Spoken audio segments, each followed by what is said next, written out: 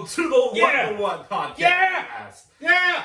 I am your host, Eric Creech, and joining me today, now that he's making sure his heart rate doesn't rise above 200 beats per minute, Kyle Whitley. He's hulking out. We're not doing that one. We're not doing that Hulk, buddy. Oh, not the yellow one? Not the yellow Hulk, no. Is there a yellow Hulk? I know there's a red Hulk in the comics. Is there a yellow Hulk? There's a yellow lantern. Okay, that's DC though. I know there's a gray Hulk too. There is. Wow. How are you doing today, man? I'm doing good. We're on YouTube, man.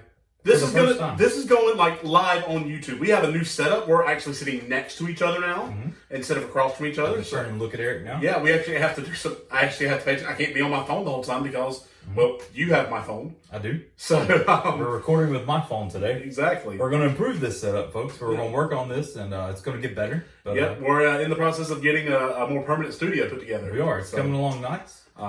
You got some nice items in there already. I've seen a Michael Jordan poster. Yes, well, that's been in there. But video game systems.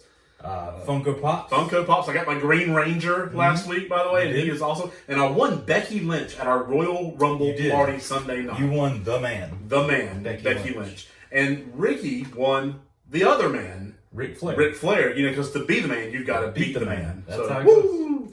So I'm super excited when we had this setup here. I was talking about before we went on that we have outtakes, so we had to hit the record button and then walk around, and that's not going to make it into the main video. But we might put together some outtakes, for each whatever. And this whole video may be an outtake. This might be an outtake. This whole podcast. Who knows? But super excited for us to be back in studio. We've had, Sunday was kind of a rough day in the sport and the entertainment world with the death of Kobe Bryant. And his daughter. It's very sad. And his daughter and the other 7 people aboard that helicopter. Before we jump into what we're talking about, we've talked a little bit about Kobe and his legacy. I know you're a Celtics fan, so as a Celtics fan, what were your thoughts on Kobe, and his legacy? For me, he was one of those guys you hated because he was playing against the Celtics. Right. Especially like the Celtics and Lakers rivalry. I didn't care for him, but once you step out of that, and because honestly, I'm not the biggest sports dude anyway. I just, enjoy a good basketball game or whatever, or hockey. But for me, stepping out of that, and you step out of the competition-wise and look at it and say, okay, I really respect him, though. He was one of the greatest of all time, right up there with Michael Jordan, LeBron James. Like, he's going to be known as one of the greatest, and being who you ask, the greatest of all time. So you got to give him credit where credit's due. He was an amazing basketball player, and from what I heard, amazing person. I didn't know him personally, obviously, but yeah, he has an incredible story. His dad was a professional basketball player and played mostly overseas. He grew up being fluent in Italian and Spanish. I think he spoke French a little bit too. I know he was fluent in 3 languages and maybe even conversational in other languages as well. And he just had this drive that we honestly really haven't seen since Michael Jordan. The drive to be the best, this competitive balance. No matter what team he was on, you knew he was going to give 100% every night. True. And, to me, that's his legacy. Like in his last game, a game that did not matter for playoff purposes because the Lakers were out of the playoff race. He went out there, shot the ball 50 times, and scored 60 points. And wanted to put up as much, much scoring as possible. And to me, that's part of his legacy. He has the second most points scored in a game in NBA history with 81 that he did against the Toronto Raptors in 2006. He just a very competitive player. Had a great Olympic career for USA basketball, and he was really just. I don't know I haven't seen a lot, but I know he has done some videos breaking down like basketball and film and stuff. I think he's an Oscar winner for I don't know the exact facts, but I think someone mentioned he was an Oscar winner for something. Maybe it's producing or directing, or I don't think it's directing. It might be producing or something, like a little short film or something. He had it all. And the one thing that I've just really come to know over the past couple of days was the love he had for his daughters. Sure. And that's tragic in its own right. Kobe, I saw something the other day that said, or I think it's today, but it was a comment saying they didn't mourn Kobe Bryant as a basketball player or a famous person, but instead as a father. Is losing a child, losing him, just as a parent, them losing I don't know, I'm bad with words. Yeah, but we didn't talk about this beforehand. I just kind of sprung it on you. So. But yeah, I think they said they didn't mourn him as like a celebrity, but they mourned him as a parent because being a parent themselves, who was writing the story today, they were just talking about being a parent, just that loss that you have, not only of yourself but losing your daughter in that midst. I can't imagine what you're doing in those last moments. So it's unspeakable, and I definitely am praying for those families, all of them involved, and as the sports community mourns, to remember that there were 3 other sets of families on there, along with a pilot, and who they all leave behind families, and there was kids who were all traveling with them to I believe a basketball tournament, and it's just really tragic. So for sure. Tonight is the end of an era. The last episode of Arrow airs tonight, the series finale. I know you have not really been in the Arrowverse very much, but it did. Not the past couple seasons. But Arrow was just, it was incredible because it spawned like 5 different television shows. That's true. That are currently on the air now. I mean, it spawned The Flash. From that came Legends of Tomorrow and Supergirl, Batwoman. Stargirl is coming out later this year. That's going to be tied into the Arrowverse universe, whatever. It might be on a different Earth or whatever. Well, same way, like if it wasn't for that, Constantine wouldn't have happened, and then Constantine wouldn't have been saved by another network. Like, exactly. So you have things like that you wouldn't have expected or known about otherwise. So I'm excited to get back in. Maybe not tonight, but I will catch it this week on the DVR, the Hulu DVR, which is pretty awesome. And watch this last episode of Arrow, end of an era. So end of an arrow. End of an arrow. It's pointy. So anyway, that's all I've got for small talk. I mean, we don't really do a lot of it, but sometimes we do a little small talk before the usually we're a little crazy. We're loud. We try to be funny sometimes, and Eric hits us with something somber. That's right. Well, we are excited to continue exploring the Marvel Cinematic Universe today with this episode, The Incredible Hulk. For sure. But before we do that, okay, if you haven't, please subscribe to this podcast on one of the following platforms. We're on Apple, Spotify, Google Play, Stitcher, TuneIn, Podbean, Overcast, Castro, Pocket Cast, Podcast Addict, and Radio Public. And I'm still waiting to hear from iHeartRadio because I sent that in like a week ago. So we're not big. Well, we're not a public radio station. But they accept podcasts. So. We've got 11 without iHeartRadio. That's pretty cool. Make sure to search for What Media, all one word. One word, ladies. One word, and please rate and review us. How many stars? 5 stars. 5 stars. You can say we suck and we hate you and you're fat, lose weight, trim your beard, working on it. Whatever you want to say, but 5 stars. That's 5 stars. I'll take it. 5 stars. Also, go ahead and follow us on Twitter at WTW_media and on Facebook and Instagram at What Media. Sure. This episode, as we mentioned at the top of the episode, will be on YouTube. And once we get to 100 subscribers, we can apply for a custom URL. Right now, I think we're at 26, which, we just kind of started more than what we had. Exactly. We kind of just started putting this out within the last week or so. So make sure you subscribe when you see us posting about our YouTube channel so we can send other people who are new to this a little more easily to our YouTube by saying youtube.com/whatmedia. Also, one more thing. If you like this episode or any of the 32 episodes of the What the What podcast, then we have another request. We're trying to grow the show, and we want to get more listeners, and we need your help. I mean, simple as that. My daddy always said, don't be afraid to ask for help. So we're asking for help. Put it out there. Tell them. If you like this show, wait and tell them. Yeah, please ask that you share this episode with them. At least one friend. Tag us on social media if that's where you end up sharing it. Maybe you share it at the water cooler. I don't know. Do they have water coolers at Airport? We do. We don't have a water cooler at my work. It's not technically a cooler anymore. Like there's literally a line that runs from the water to this giant thing that looks like a water cooler, but it's really not. You press the button and it cools the water. So it technically is a water cooler. But it's not the giant thing you're envisioning. Yeah. It's little paper cone cups on the side. But if you tag us on social media, we will give you and the person you shared it with a shout out the next time we record, which will be in 2 weeks. Yep. On today's episode, we are diving into the Incredible Hulk. Yep. Here is a huge spoiler warning. A huge spoiler warning. I was going to say spoiler, but the word huge was there, so I tried to fit it in there. Huge spoiler. While the Incredible Hulk is our primary focus, we will be going deep. possibly discussing details from any of the other 22 MCU films, Marvel television shows, which I have in my deep dive section today, and comic books from which the source material came from, taking the entire saga into account. So if you haven't seen this and you want to not be spoiled, don't go to Disney Plus. It's not on Disney Plus. No. But go find, someone who has a DVD, borrow it, and watch it, and then come back and listen to this. You know what I am? I'm dedicated. Yep. Because you told me Kevin Savigny had a copy and I could borrow it. Yes. And I rented it from Amazon.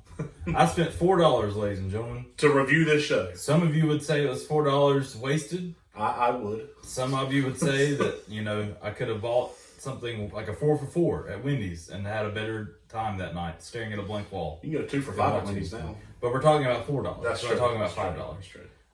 But yeah, I don't know. I'll say I at least enjoyed my $4 worth. Fair enough. So, with that in mind, what? Smash!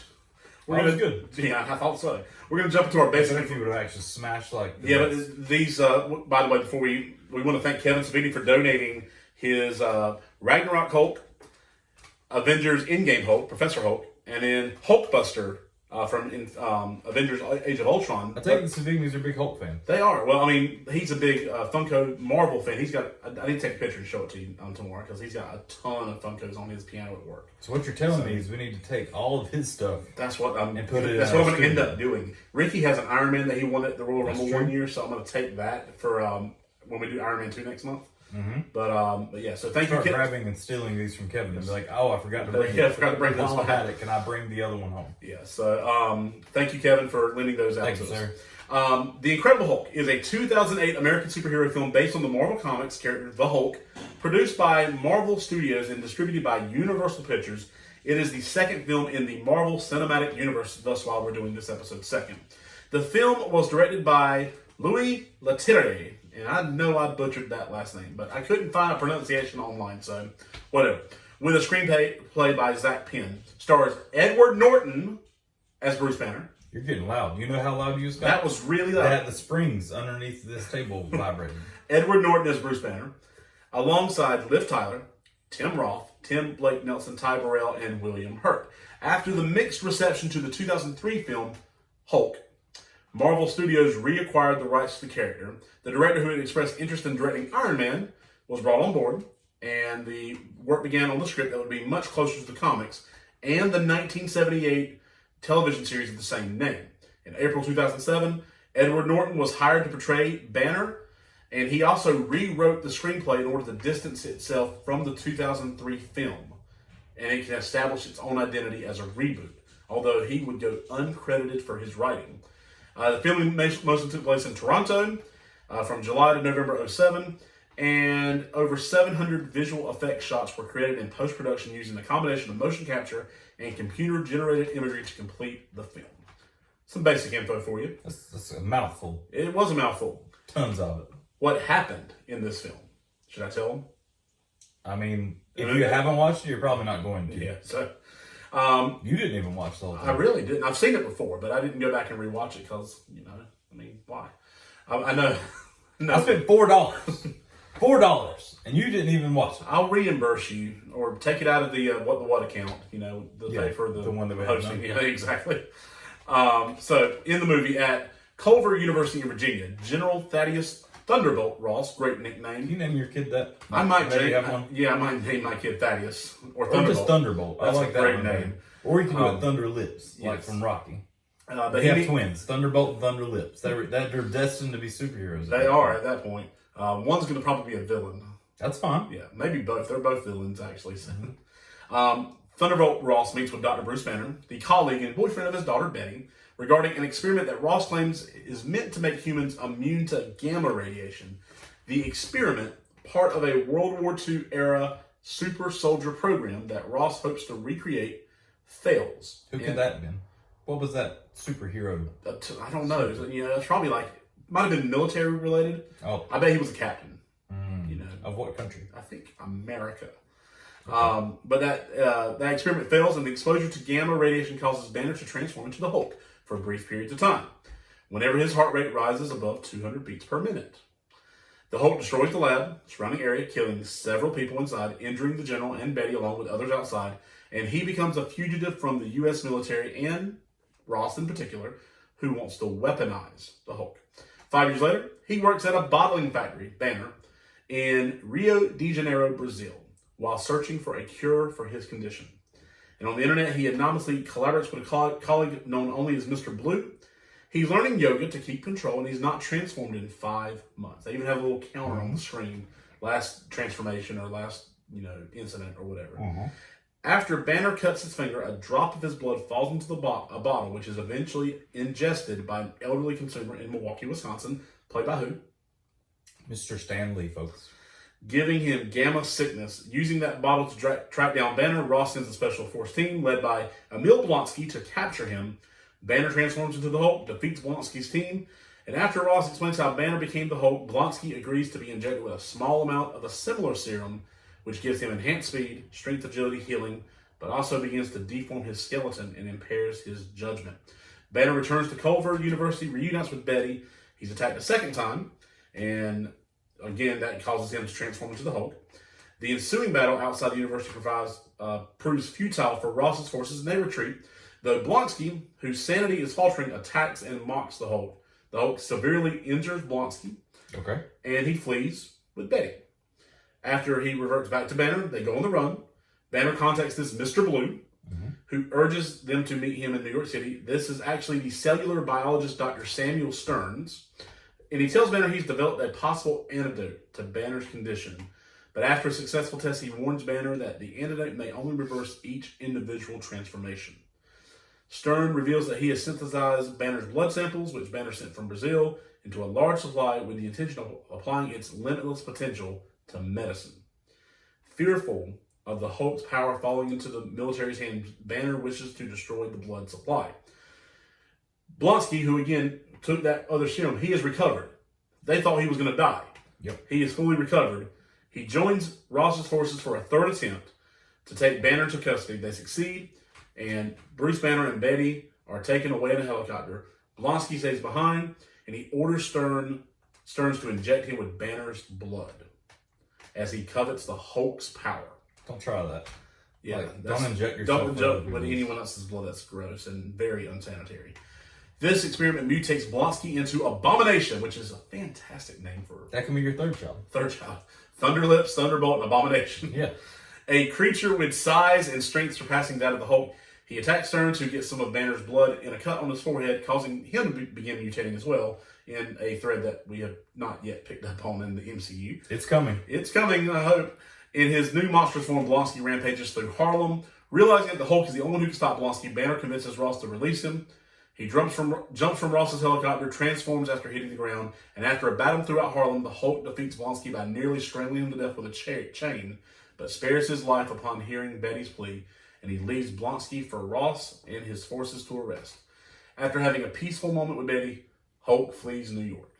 A month later, he is in Bella Coola, British Columbia, and instead of suppressing his transformation, he begins to transform in a controlled manner with a slight smirk. But wait, in an end credit scene, what are those again? It's a credit scene or a scene that happens after an end credit. Yeah.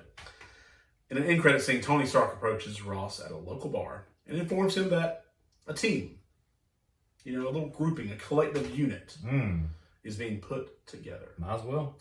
Kyle, what are your thoughts on this movie? I'll tell you how much I remembered about this movie before I went back and watched it. Okay. I remembered that Edward Norton was in American History X. He was fantastic in American History X. That's as much as I remembered about this movie. That's it. Point blank. Edward Norton, American History X. And that's it. So I went back and I watched it. I was trying to remember what we ate that night. My wife and I sat down, had a meal on the couch, and watched Incredible Hulk. And we enjoyed it. I'll say it's one of those things. After you've seen so many Avengers and Marvel's movies now, to go back and look at it in that light, sure, it doesn't hold up. It's not great. It's like some of our first episodes of the What podcast. Yes. They don't really hold up that well. No, not at all. But you go back, though, and I think back to other movies from around that time period that we watched growing up that you just enjoyed for the fact of it just being a fun movie that happened. It wasn't part of a bigger universe. It wasn't part of some giant thing. It wasn't something that was amazing that you kept, for months waited and waited for this to come out. And then after, you waited for the next one, like, what does Tony start talking about? Like, it's not the world we live in now. You didn't go home, even in the movie theater, you didn't pull up a cell phone and be like, is there an end credit scene? You didn't have any of that. You just went to it. You had fun for an hour and a half, 2 hours, whatever, ate some popcorn. We're like, okay, that was all right. And then went home. So I think in that mindset of going back and watching it, sure, I enjoyed it. It was cool to see the Hulk in a different manner. A lot of times all you see him in these newer movies is more, you see the smarter side of him now, obviously. But you didn't see a lot of, you see him get angry and you see him have a little bit of emotion versus this whole movie is about his emotion and his journey through that emotion. I really like Edward Norton in that role where he could have those moments. Now, sure, some people, talked about it was just too emotional for him being a Bruce Banner and being the Hulk. But I really enjoyed the fact of showing a side where he's been given these powers and he does not want them. This is the last thing of it. Like, you don't see where Iron Man, builds a suit and that's what he's building towards. Captain America's puny all his life, gets the serum, becomes super soldier, and then, goes on to save the world. Bruce Banner's given this. It's not something that he wants. And he's trying to get rid of it. And he has to change his whole life because of it. And so for me, it was kind of cool to see that side of it. It would be cool to have seen the next movie after, to see now that he's finally getting some control of it. And now, which we do, you see him, in Avengers and all the other movies going forward. But to kind of see like where their direction was going with that one, to see like if he got it under control in that sense. Because even later, you're seeing, with Mark Ruffalo doing it, he does get some control over it. He does get, when he gets mad, he lets him out.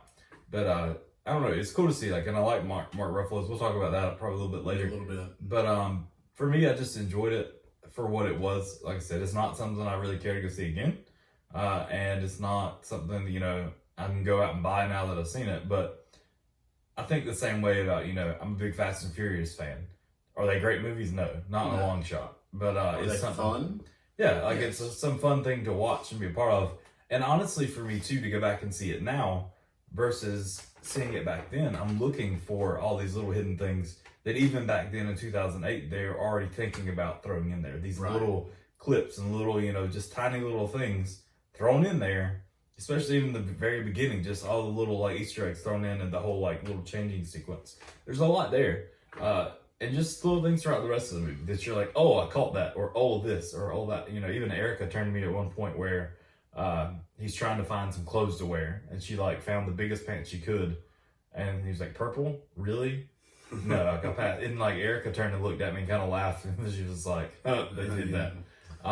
So it's cool to see the little things like that. But I'd say, it's not, you had the Dark Knight out at the time. You had Batman Begins. Iron Man came out the month prior to this. So if you're looking at it in that realm of things, it's a lot different movie. It's not going to hold up compared to those. And I don't know the budgets for these films. I didn't look at it, but if you compare Iron Man to the Hulk, Iron Man, anything that's CG and definitely animated stuff looks very, at least, real for the most part. Now, we talked about, some stuff doesn't hold up as much, but the Hulk, for the most part, for what it was for 2008, still held up pretty well in his action scenes and in other things.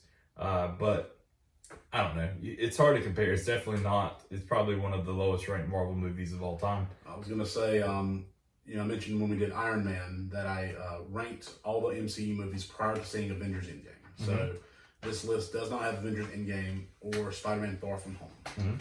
But of the other 21 movies that had been out at that time, Incredible Hulk was number 20 on this list for me. And here's what I said about it on Twitter that day. It's kind of fun, but forgettable. Sure. And that's pretty much kind of how it, how I pretty much sum it up in my estimation is fun flick.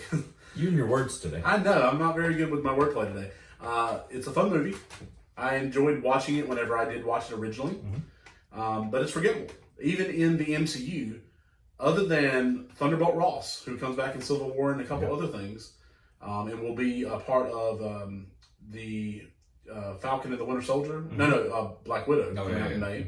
Other than Thunderbolt Ross, there has been really no real connection to the rest of the MCU. So in that estimation, it's forgettable, not just by me, but by the MCU Even itself. the writers and stuff. Yeah. But, I mean, they even talked about a little bit, even like what Tony comes in and talks about at the end, and I don't want to like spoil anything, but like, you know, not in the spoiler sense of that, but as far as anything else we're going to talk about.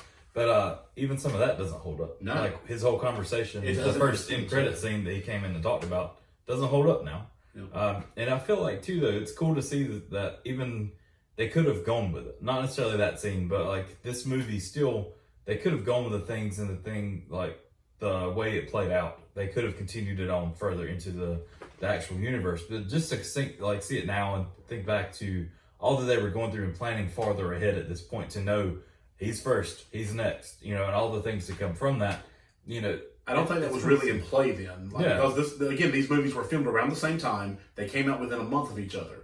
And they didn't expect Iron Man to do nearly what it did. Definitely. So it was thrown in there kind of as a fun little nod, but I don't know if they really had they had aspirations for a big team up, but they weren't really sure what form that was going to take. So you mentioned Edward Norton as the Hulk. I think Edward Norton's a fantastic actor. I loved him in Rounders, loved him in American History X. I think he's phenomenal. Okay, I personally did not like him as Bruce Banner. That's just me. Okay, I think he's a fantastic actor who did not fit the role here, and maybe that's because I first saw the Hulk in the Avengers, which was played by Mark Ruffalo. Maybe my attachment comes from that. I don't know, but I just I didn't like it. I thought he did his best with what he could, but it just wasn't the role for him. What do you think? I liked him, but I also just like Ed Norton. But I'd like to see Mark Ruffalo in the same situation for me. Right. It's one of those things that you see Mark Ruffalo later in what they do with the Avengers, and I don't know that I can see Ed Norton doing that. Yeah. Because it's just two different ways. The same way that with this movie, he went in and changed a lot of things to make the movie better for what it was, because a lot of stuff they even had at the time wasn't that great. So they went through and did a lot of things to make it better. But I don't know. Like, it's hard to say. Like, for me, it's its own movie. It's its own world type thing. I know it connects to everything else, but for me, looking at it, I really like the emotions that he can pull from some of the things. Right. That I don't know if I would have gotten the same from Mark Ruffalo, just because I haven't seen that similar type of emotions in these other movies. Nothing bad. I mean, you've had, and I'm sure if I went back and watched every little bit that the Hulk's been in the movies, yes, I'll probably be proven wrong. Right. But for me, it's fresh in my mind seeing this one versus seeing him as, Endgame was the last time I saw him. Right. So he's a completely different character by the point that we've reached him now. He's like, Professor Hulk and stuff. So you get a totally different character. It could be the same guy that transforms over, but for what it is, I enjoyed it. I don't know that he necessarily would have carried over. It's hard to imagine him in a room, with Tony Stark and, Captain America and Thor and Black Widow and Hawkeye. It's hard to imagine him there. So sure, it probably just worked out the best way that it should have. But I didn't ever get upset with the fact he wasn't Mark Ruffalo while watching it. No, it's not upset. It's just, again, I just felt like the role didn't fit. I mean, that's fine. So, anything else about the movie, or should we go ahead and jump to the next segment? Well, don't make me hungry. You wouldn't like me when I'm hungry. Wait, that's not right. I love that, though. Let's just get into our best scenes. I had forgotten that. That's obviously, I don't even know. Truthfully, I don't know if I've ever seen this movie until I watched it the other day. Right. Because you would have remembered that. In my mind, I thought that I went and saw this in theaters. In my mind, I was like, I went and saw this opening weekend. I don't know that I did. I know that I went and saw Iron Man. Now that I've seen it, I don't know that I ever went and saw this one. I feel like I remember the previous one from 2003? Yeah, the Ang Lee, Eric Bana. Yeah, see, I remember that one. And I remember even then going and watching it, and it was cool because it was a superhero movie that you didn't get the same way you get now. So it was cool for that. But I want to say now that I've gone back and watched this movie, that's probably the first time I've ever watched this movie. Because I feel like, they're doing it again. Oh, it's cool, it's Ed Norton. And then I skipped it. Yeah. So it's cool to go back and see, but the whole... you won't like me when I'm hungry. That's kind of my life in general. That's a funny line. I got to this part in my life because I've lived by that motto. You would not like me when I'm hungry. Well, I'm hungry all the time now because I can't eat. So, hey, but it's okay. Maybe the Hulk was diabetic. Maybe he was. Who knows? What are some of your favorite scenes from this movie? There was a lot of ones I actually liked. This mic is really getting on my nerves. We need to fix this. Hear that? But getting on his nerves. On my nerves. You wouldn't like me when you're on his nerves. On my nerves. Anyway. So scenes. I like it's an overflowing thing, or over the whole movie. It's not one particular scene, but I really like how he's doing his best to control himself, because he knows that it could cause a lot of issues. I like to see that part in the beginning where it shows him learning these breathing techniques, seeing this other guy that's doing crazy things with his stomach that, like, my stomach doesn't even get flat. So to see a guy who is completely all the way in and sucked in and doing all these breathing things to, like, calm down quicker, it was cool, because it was cool to see that type of thing where he's doing whatever he can to prevent this, because in his mind he keeps thinking about where he hurt the love of his life. Right. And he wants to do anything, he can to never do that again. So I like watching those things. I'm old school. I put everything on paper still, because if it's on a computer, I'll get distracted. Well, also, if you put it on that, the audio will crash sometimes. Yeah, we've got Eric's working on upgrading his computer, which is awesome of him. We'll see. They're expensive. So if are. anyone wants to donate like a iMac, Go for it. like a late 2015 model will be sufficient. If you're watching us on YouTube right now, but man, they stink. Then grab us a nice computer. Grab us a nice iMac. We'll get better. We will. There's a part of it too. I like the scene that we first see the Hulk. Not the very beginning, but you see him where they're hunting him for the first time. And they're tracking him down. I like how they did it almost how you would see in like a horror movie, where you saw bits and pieces of him, but you didn't see the whole thing. Like, he's in the dark, he's in the shadows, he's grabbing him, pulling him in, throwing him back out, like random things. And it's the same way you see in a horror movie, where you see bits and pieces, but you don't see the full character until a bit later on in the movie. Well, at its core, the Hulk is a horror movie character. It's it's a monster who can't control his rage and kills people without intentionally. I mean, you tell me if I'm wrong. That's a horror movie right there. That's true. So I thought it was interesting how they shot that. You make those comparisons, kind of really sets up the angst of what the Hulk or who the Hulk is, and it really kind of sets up Bruce Banner. Trying to cure it. You understand why more now, because he doesn't want to be a horror movie character. Sure. So it's cool to see that though, and so that was one of my other favorite scenes. There's the one where they've got him out in the open and they're firing on him with everything they've got. Yeah, it was cool to see him fighting back. First off, to see what he's capable of, but to see when all of a sudden here comes in the airstrike and Liv Tyler, like the love of his life, is coming in, and he crouches down around her to protect her from Betty Ross, but Liv Tyler was the actress. Liv Tyler's like who it is for me, right? But he comes in and he like wraps himself around her to protect her. It just shows that, even in that craziness, the anger that he has, he's still in there. Yeah, he's still in there, deep in there, with the love of his life is there. He's not going to hurt her. Right. And he goes out of his way to protect her. Let's see. And then there was the one too where you briefly mentioned it earlier, where he jumped out of the helicopter. Yes. I love that scene, because at this point he's already taken that medicine or shot or serum or whatever, the whole procedure that he had. It wasn't just the one thing. And he's in the plane or the helicopter and looks down. I think it was a helicopter or plane. Yeah, it was helicopter. But he looks down. The abominations down there killing people, tearing up, Harlem and everywhere else in New York, doing all these crazy things. And he realizes that he's the only way to stop that. But he doesn't know if he's the Hulk anymore, because he's taking this stuff. He doesn't think he will be anymore. And he still takes the chance. And he stands with his back to, the open out of the air, looking at, Betty, Liv, whoever you want to call her, but talking to her. And then he takes the leap. And not knowing, is he going to turn into the Hulk and, live? Or is he going to smash into the concrete? Yeah. And we see him smash into the concrete. But the cool thing is, the Hulk comes crawling out of that. Yes. And this was actually a nice little, this was actually called back to in Thor Ragnarok. When he was pushed out of the spaceship. That's true. Or when he jumped out of the spaceship to become the Hulk, and he just kind of hits the ground. And so nice little callback there. My best scene is simply the final battle between the Abomination and Hulk. I thought it was incredible. When we were watching the Royal Rumble Sunday, you had Brock Lesnar in there, you had Keith Lee, and you had Braun Strowman. Do you remember what I said about that? I love a good Hulse battle. Hulse battle. That's Hulse right. battle. That's a good word. For those of you that aren't from the South, Hulse is a good word. Start using that. Start using Hulse, yes. I love a good Hulse battle. I love when two monsters go up against each other for dominance, just to see who the best one is. A little side note, one of my favorite recent WWE matches was at SummerSlam 2017, where you had Brock Lesnar facing Braun Strowman, Roman Reigns, and Samoa Joe. All four of those guys are monsters. And just, to see these behemoths go at it was incredible. Same thing here. You got great words for big dudes. Hulses, behemoths, yes. Monsters. Take your SATs, kids. So just watching the Hulk, who was huge, and then Abomination, who's even bigger, just go at it, is a really good visual for me. And I thought the battle was really, really well done. So one thing I'll mention too, it's not necessarily because it's a great scene or something, but it made me realize how strong the Hulk is. Here he is when he's fighting Blonsky out in the open before the whole like airstrike happens or whatever. He kicks him. Yes. He's like standing right there at him like it's a slow walk up. Dude kicks him. He goes flying, hits a tree, and then the next scene later they show him like nearly every bone in the guy's body is broken. And it's not a typical guy. This guy's been injected with that serum that makes him, stronger, faster, pretty much PF Flyers, but in a shot. Yes. But he takes that and still gets every bone broken in his body nearby. Nobody expects him to live.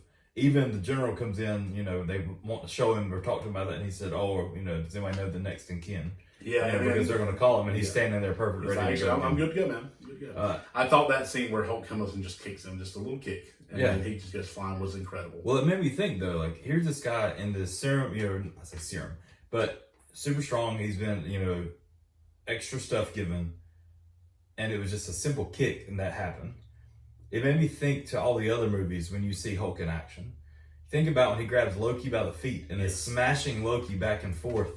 How much stronger Loki's body must be. Oh, yeah. Because you realize, like, this guy's injected with a ton of stuff. You got the scene, too, where he, like, punches Thor or whatever, like, out in the woods, I think. Is it him or...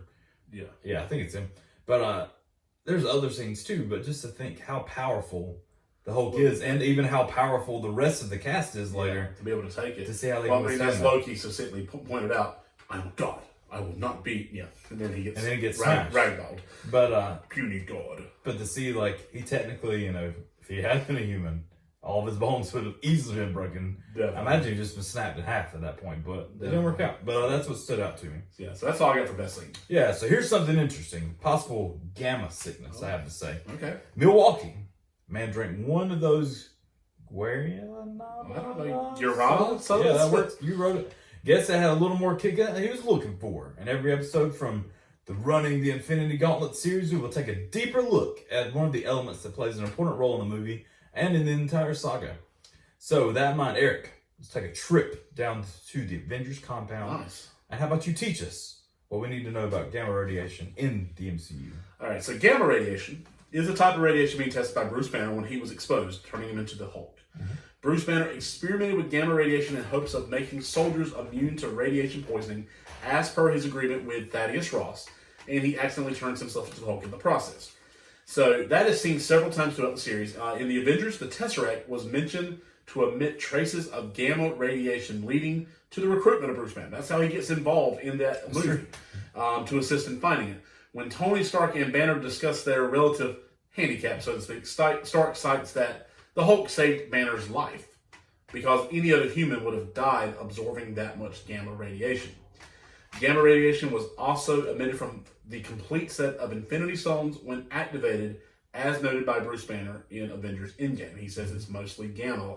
He was made to do the snap, to bring everybody back. Gamma radiation can also be found in the Marvel television shows as well. In Agent Carter, Season 2, episode The Edge of Mystery, gamma radiation was fired from the gamma cannon in order to close a rift created by an atomic bomb. You saw Agent Carter, didn't you? Yeah, I really liked Agent Carter. I wish we could have got a Season 3. It was really good. I liked it better than S.H.I.E.L.D. Well, in the Agents of S.H.I.E.L.D. pilot episode, gamma radiation was one of the components of the Centipede Serum, an item designated to give a person superhuman abilities. The rest of the components are the Extremis virus, which is a variation of the Super Soldier Serum, and technology from the Chitauri for injection. This serum played a notable role in several Season 1 episodes. In the Season 1 episode, The Only Light in the Darkness, gamma radiation was fired from the Gamma Power Reserve in order to end the threat of Blackout, aka Marcus Daniels, who was a man with the ability to manipulate the Dark Force. And he was doing that against Audrey Nathan. Do you know who she is? She was the cellist that Phil Coulson had been seeing prior to the events of the Avengers. In fact, Pepper Potts set him up. You noticed that in one of the Iron Man movies, I believe, she's setting him up with the cellist. This is that cellist. Okay. Nice little callback there. Nice. Marcus Daniels was being bombarded with the gamma radiation, and that caused him to explode. A little bonus fun fact there, too.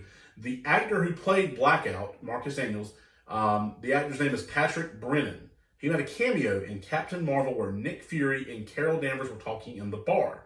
And that was done intentionally as Executive Vice President of Production Victoria Alonso responded to a fan who pointed out the connection by simply saying, "You noticed?"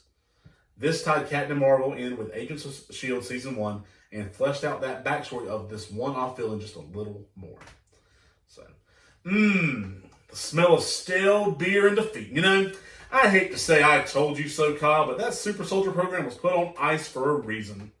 I've always found fun facts more reliable. So let's slip on the Infinity Gauntlet, and let's look at 6, one for each Infinity Stone, of our favorite observations and insights from the Incredible Hulk. Kyle, I'm going to regret this, but you go first. I don't have any. Really? Yeah. You don't have any? Yeah. You don't have any fun facts? I had one, but we already talked about him. Well, technically we didn't. I'll do my one. See, we're supposed to have 6.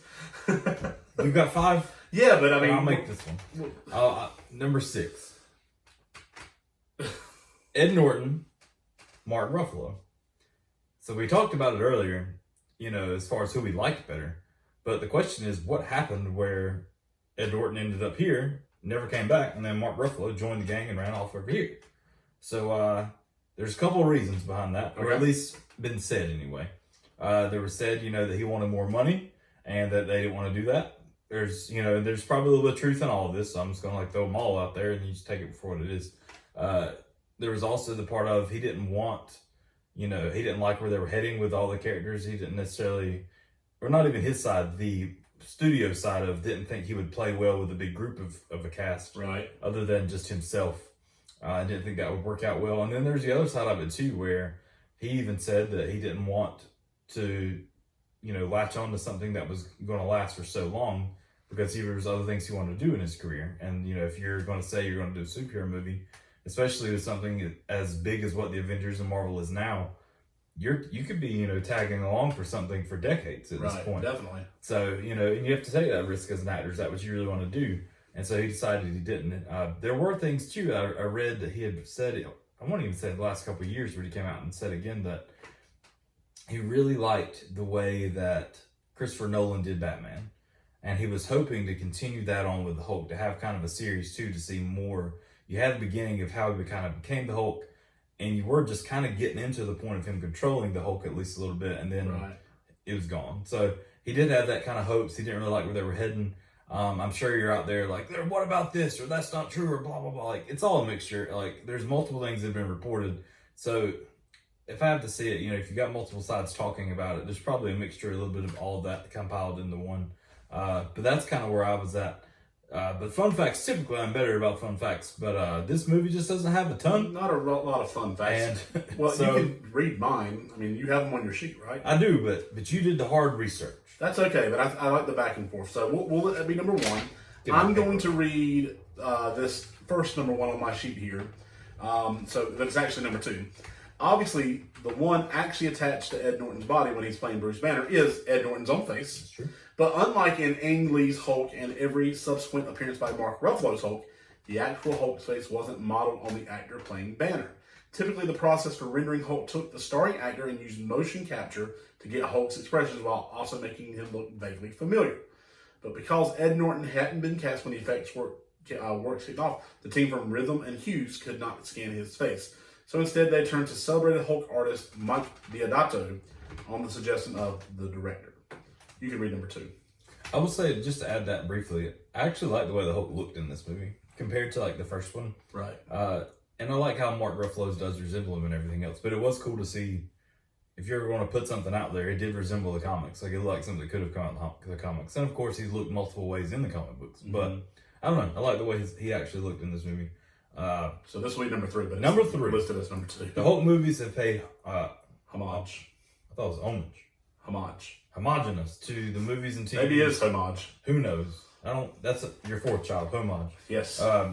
But they pay homage to movies and TV shows of Hulks gone by over the years, with Lou Ferrigno appearing in some form of every modern Hulk. He came to cameos in Lee's Hulk and in The Incredible Hulk. He played the voice of the Hulk in the Avengers. But he's not the only Hulk actor to get a nod in The Incredible Hulk. 1970s Hulk Bill Bixby gets an obscure cameo when Bruce is seen watching TV. One of the films he flicks by is The Courtship of Eddie's Father, which starred Bixby, who played David Banner for the 1977 TV adaptation. Okay. Number 4. You're not going to read the next part? Oh, is there another part? There's just one more paragraph there. Sorry. Next page. Yep. On top of that, we get a musical nod to the show as the score reuses music from the show as Bruce moves from town to town. Paul Soles turns up playing Stanley, and the proprietor of a pizza shop, he voiced Dr. Bruce Banner in the 1960s Hulk animated series. Yeah, there we go. Now number 4. Now number 4, which is listed as number 3. Number 5 will be listed as that little star thing that's there. So, the very start of the movie is supposed to ease you in and let you compose yourself for the inevitable escalation at the end of the first act.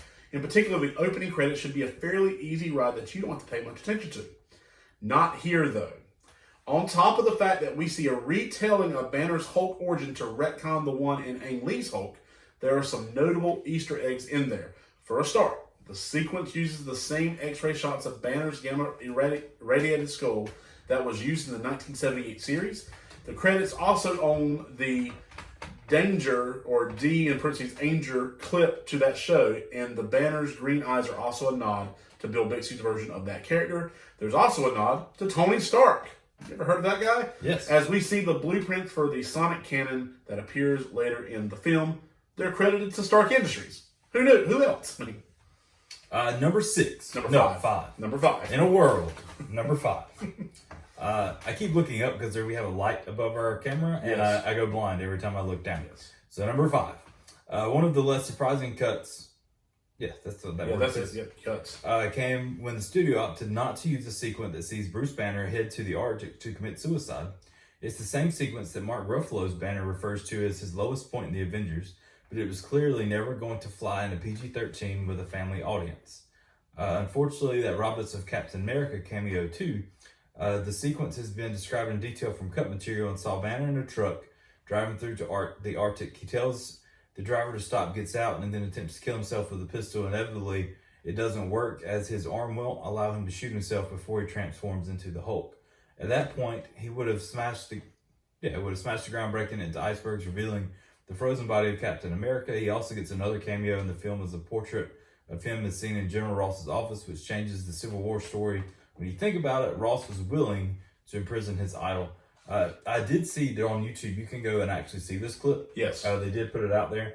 And you don't really see the whole body of Captain America. I did see, something that kind of Vaguely remember the shield, yeah. Yeah, but I get it. You couldn't put it in this movie, but it is a powerful scene. It gives you an even bigger, in-depth look at how much he did not ever want to hurt anybody ever again. Right. And so he was willing to kill himself to get away from never doing that again.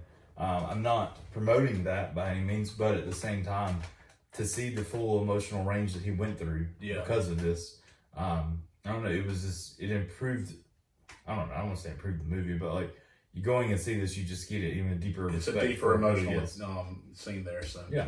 Number 6. As in the 6th Infinity Stone. Yes. That post-credit scene, bringing Tony Stark into the end of the Hulk story, was a nice addition and a good moment for fans. But it's essentially nonsense, as we mentioned earlier. Thanks to changes in the direction of the MCU, pretty much everything Stark says in that scene makes no sense. He's there to recruit not the Hulk, the Abomination, as a member of the Avengers, which was always a bad idea, and to offer the team services to help deal with Hulk. The suggestion there is that Hulk was going to be the bad guy in the expected Avengers team-up movie, which was still very much uncertain at this point. Additionally, the Abomination was going to return as a supporting villain in one draft of Avengers Age of Ultron, but he was cut at the end. I know a few techniques that can help you manage that anger effectively. Use it! We're walking right into our social media shout out. Okay, fine. Walk right into them. You guys were awesome today. You guys are awesome all the time. I mean, every time we post something, y'all are really good about just giving those. I mean, even on last minute stuff, we posted 2 things today, and we got a ton of answers. From both of you. So both of you, as in both posts. All of you. Yes. Yes. Not both of you. We have more than 2 of you. Yeah, but so let's start from there. As far as the Incredible Hulk, Ronald Johnson said, in my opinion, Norton was a better Hulk for the origin story. Ruffalo, it was a better Professor Hulk. Okay, that's fair. I like that. I like that a lot. Justin Berry responded to that and says, I was going to say something along the same lines. I think if Norton had the backing of the MCU, we would have never seen Ruffalo. Ronald Johnson said, I'm hoping they do a Thunderbolts movie with Punisher, Daredevil, Elektra, Thaddeus Ross, Agent Venom. I think MCU could really pull it off. Yes, we all said totally could do that. And he said, and I forgot Deadpool in that lineup. How could I forget that guy? Ethan Brantley, as much as we love him, he said Eric Bana was the best. No. Sorry, Ethan. But I talked back and forth. Love you, buddy. And But no. he did mention that, he just regrets the fact that they didn't keep Sam Elliott and Nick Nolte in the roles they had. And I just feel like everybody could always benefit of more Sam Elliott. I just think you could. And see, I would say the same for Nick Nolte, who's in The Mandalorian. That's true. But I totally agree with that as far as that goes. Jeremy Dennis says, as an actor, I love Ed Norton. He's like number 2 to Johnny Depp for me. Phenomenal actor. As Hulk, he showed too much emotion for me. Neither him nor Ruffalo are as rugged as I think the Hulk was portrayed to be. But this is opinion here. Ruffalo is a better Professor Hulk for sure. Okay. Let's go on back. And you had... One more comment there. And I also have a comment on Twitter. Our good friend, Chris Rowe. Chris Rowe! Never lets us down. He says, I refuse to watch any Hulk movie that doesn't have Mark Ruffalo in it. I think he personifies Banner better, and I do like Edward Norton, but just not in this.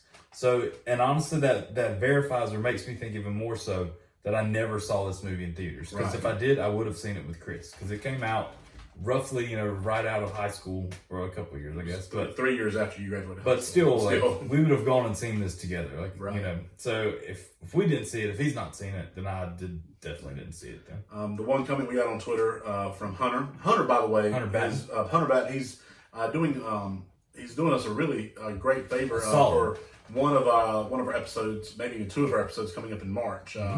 March Madness Disney style coming up soon. Exciting things ahead. He's been putting together that bracket.